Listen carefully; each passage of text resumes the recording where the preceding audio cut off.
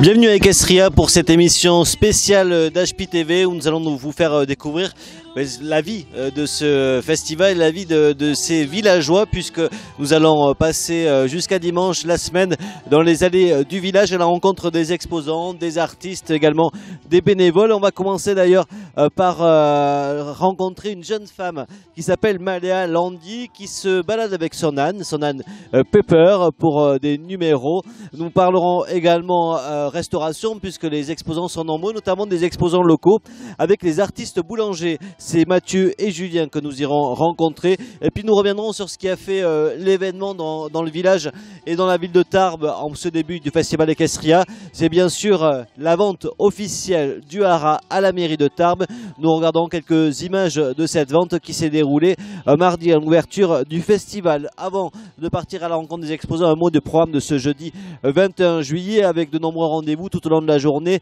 Les pistes ouvertes comme celle-ci, le cabaret équestre, sont ouvertes au spectacle avec des animations qui sont gratuites. Une fois que vous aurez acquitté les 5 € d'entrée dans le village au haras de Tarbes, il y aura notamment parmi les grands événements, bien sûr, la nuit des créations. Ça sera à partir de 21h30 ce soir sous le grand chapiteau. Et également à 17h30, la compagnie Impulsion qui vous proposera un spectacle gallo-romain avec notamment une course de chars romains. Ce sera sur la grande prairie. Les animations sont permanentes comme vous allez le voir dans ces images, puisqu'on va partir tout de suite à la rencontre des exposants du village d'Equestria.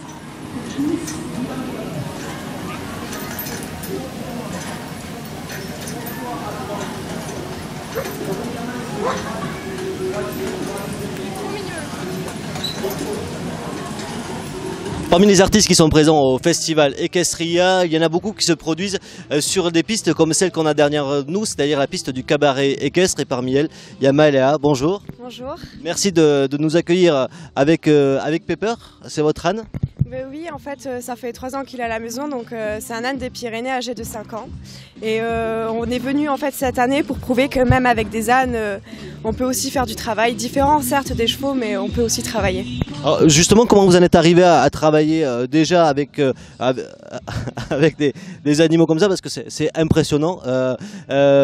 Pourquoi un âne et pourquoi ce travail comme ça avec ces animaux? Pourquoi un âne? En fait, c'était vraiment le hasard. Je trouve que c'est un travail complètement différent du cheval. C'est une approche totalement différente, donc c'est différent et c'est plus intéressant, je trouve. Et moi, ça me convient en fait.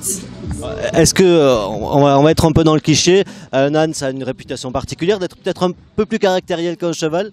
Alors en fait un âne, on pourrait presque dire que c'est plus intelligent qu'un cheval parce que ça réfléchit à tout. Ça va pas faire... en fait l'âne va travailler s'il voit l'intérêt de le faire. Donc s'il voit pas l'intérêt de faire l'exercice qu'on lui demande, il ne le fera pas. En fait il faut vraiment rendre tous les exercices ludiques pour que ça l'intéresse. Et une fois qu'il s'intéresse, c'est gagné. Donc là, il croit qu'on ne s'intéresse pas à lui. Mais si on s'intéresse à toi, on parle de toi, petit Pepper. C'est pas la première année que vous venez à Equestria, vous étiez déjà notamment l'année dernière? Je suis venue l'année dernière, donc c'était mon premier festival équestre. Et ça s'était plutôt bien passé. Bon, il était un peu stressé, mais ça s'était bien passé, oui. Et du coup... Quel est le plaisir aussi de se produire? Parce que c'est pas un public de connaisseurs qui est là. Ils sont plus difficiles à convaincre ou ils se laissent emporter par l'émotion? Ça dépend en fait, ça dépend le public. J'ai beaucoup de retours positifs en me disant que ma relation avec Pepper est assez sensible. Moi je sais pas, je ne vois pas trop, mais c'est vrai que c'est vachement enrichissant d'avoir les retours du public après. Un dernier mot sur le travail que vous faites le reste de l'année, parce qu'Equestria c'est une semaine. J'imagine que c'est un travail de longue haleine, quotidien. Vous vous produisez à d'autres endroits? Oui, je me produis pour des particuliers, donc pour des événements comme des fêtes de village, des mariages, des portes ouvertes, pour d'autres festivals ou par exemple le Salon de l'agriculture de Bordeaux. Voilà. Et donc comme c'est la magie de la télé, vous voyez juste en dessous de nous les coordonnées de Maléa qui s'inscrivent. Si vous voulez la contacter, n'hésitez pas. Vous avez vu également quelques images du numéro qui nous a été proposé. Merci. On va vous laisser travailler. Oui, un petit bisou. Et à très vite. Au revoir Pepper. Pepper.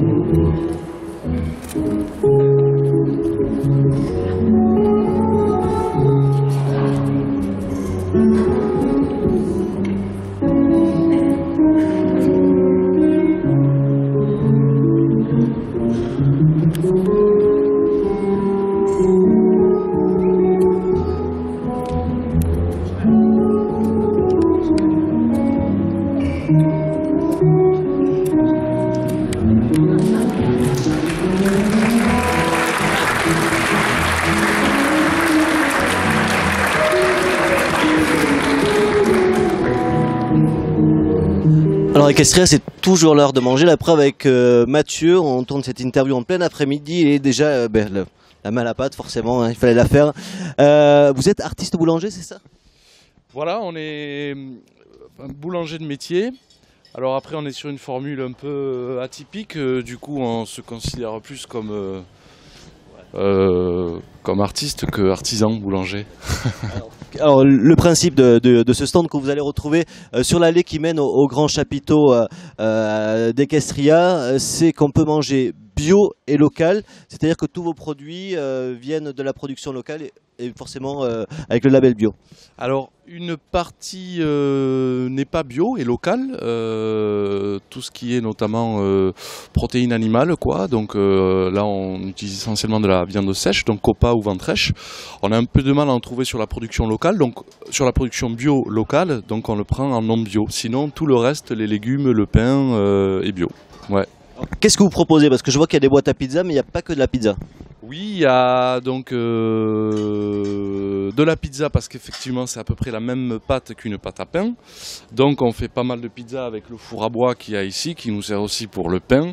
Après on fait avec le pain qu'on produit, on fait ce qu'on appelle des bruschettas, c'est des grosses tartines avec des légumes, de la viande, etc. Des salades également parce que c'est l'été, il y a plein de produits de saison, donc autant en profiter. Il fait chaud en plus. Voilà, donc essentiellement salade, tartines, pizza et des petites douceurs, cookies, crumble, voilà. Pour les cookies et les crumbles, je vais éviter parce que il faut que je me mette au régime. Comment vous allez arriver à vous mettre à votre compte et à cuisiner comme ça sur des événements comme Equestria? Alors là, on a combien de temps? Non, je plaisante. Non, ben l'idée c'est une aventure de copains parce qu'on est deux, hein, Julien est avec moi. L'idée c'était de faire un peu par nous-mêmes. On est un peu passionné de tout ce qui est savoir-faire manuel, donc l'envie de se mettre à notre compte et puis de ne pas se laisser enfermer sur la production. C'est pour ça qu'on dit artiste boulanger, parce que avec notre remorque sur lequel il y a un four mobile, on va sur des événements de ce type, mais on va aussi dans des écoles, faire des animations autour du pain, partager ce savoir-faire, parce que on peut refaire société autour de l'alimentation, quoi. Voilà. Et le bien manger, forcément, puisque voilà, ce sont des produits de qualité. Des produits de qualité, en circuit court, sur une économie solidaire. On fonctionne avec le dernier moulin des Hautes-Pyrénées. Voilà, on essaye de donner du sens à tout ça, ouais. Vous êtes basé où? À Sousse, on a un fournil à Sousse, on n'a pas de boutique, on fait des tournées après sur Tarbes, au magasin Etika, au Biocop, au bar Le Celtic, aux collectivités, l'hôpital, l'URSSAF et d'autres, et puis demain d'autres si c'est possible. Et d'ici jusqu'à dimanche, ici sur le village d'Equestria, où on peut s'installer sur votre terrasse pour goûter tous vos produits. C'est ça, tout à fait, avec grand plaisir. Merci beaucoup. Et puis n'hésitez pas à venir goûter. Moi, je vais en profiter maintenant pour goûter un petit peu ça.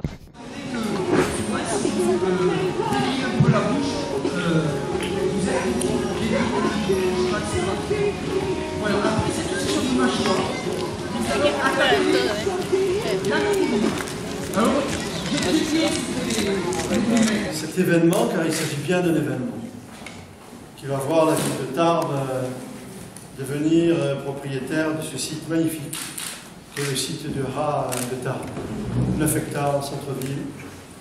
C'est un site magique. Dès qu'on rentre ici, on est ailleurs. C'est paisible. Et puis, nous avons conscience les uns et les autres de tout ce qu'il y a à faire pour le faire revivre. Je voudrais remercier M. Vanier, Christian Vanier, directeur général des FCE, pour sa confiance. M. Barlet, Franck Barlet, pour les longs mois de discussion que nous avons menés avec vous, avec Jean-Luc Cossou, avec nos notaires respectifs. Nous savons quel est le joyau que nous transmet l'IFCE. Nous le savons. C'est pour ça que nous nous sommes engagés tout de suite en annonçant les travaux qui seraient à réaliser dans les 5 années qui viennent, peut-être même avant. Déjà, des travaux vont être engagés avant la fin de cette année sur ce site. Manège couvert, rénovation de la conciergerie. On va commencer à travailler sur la rénovation du manège que tout le monde connaît, qui a des besoins aussi d'être rénové, etc. Donc nous nous engageons tout de suite dans un programme d'investissement ambitieux et je crois que c'est aussi avec les projets qui sont les nôtres, qui commencent à prendre forme, c'est aussi notre engagement sur le site, sur le respect de ce site, avec les investissements que nous allons y réaliser. Je crois que ce sont ces éléments qui ont aussi déterminé M. Vanier et son équipe à s'engager comme il l'a fait, comme nous allons le faire dans un instant. Il va le dire, je pense. Donc voilà, moi je ne vous cache pas la joie qui est la mienne en tant que maire de Tarbes, de pouvoir dire aux Tarbaises et aux Tarbais, ce site magnifique, au cœur de ville, eh bien, il vous est offert désormais, il sera ouvert au public, avec des aménagements particuliers, bien évidemment. Et de nouveau, il y aura des chevaux et des hommes qui vont faire vivre ce site prestigieux. Voilà pour ce premier tour d'horizon des différents exposants, artistes qui font la vie quotidienne du village d'Équestria au Haras de Tarbes. Je rappelle qu'HP TV est présent jusqu'à dimanche pour vous faire découvrir les coulisses et toutes les animations de ce village. HP TV qui est également présente avec son stand. N'hésitez pas à venir nous voir chaque jour de 10 h jusqu'à 1 h du matin. Le village est ouvert, les animations qui se déroulent tout au long de la journée. À très vite sur HP TV.